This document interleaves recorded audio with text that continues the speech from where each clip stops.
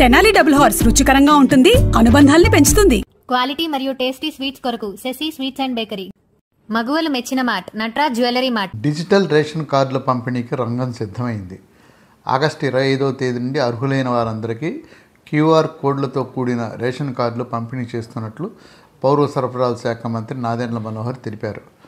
సచివాలయంలోని publicity సెల్లో జరిగిన విలేకరుల సమావేశంలో వివరాలు వెల్లడించారు మంత్రి మనోహర్.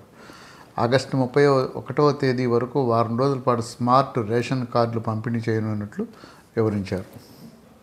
QR కోడ్ తీసుకొచ్చాం మొట్టమొదటిసారి.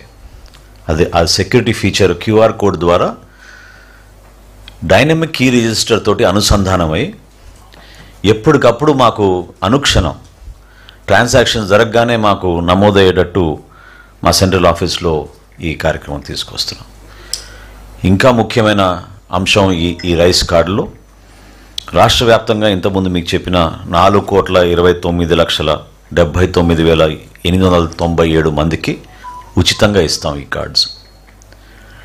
అంటే 1,45,97,000 కుటుంబాలకి ఈ కార్డ్స్ మేము ఉచితంగా పంపిణీ చేయబోతున్నాం.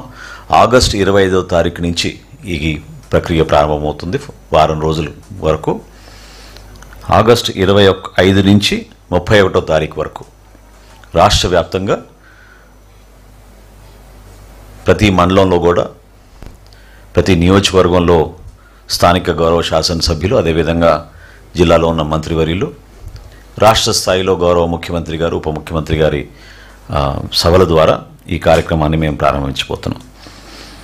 వీలైనంత వరకు ప్రజలు ఉపయోగించుకునే విధంగా ఈ వెసులుబాటు కల్పించినప్పుడు అప్డేషన్ అంటే ఎప్పటికప్పుడు మీరు మార్పులు చేర్పులు చేసుకోవాలన్నా కూడా నిరంతరంగా జరిగే విధంగా ఈ KYC పద్ధతిని భారతదేశంలో ఆంధ్రప్రదేశ్ ఈ రోజున నంబర్ 1 స్థానంలోకి చేరగలిగాం. 96.05% ఈ KYC పూర్తి చేశాం.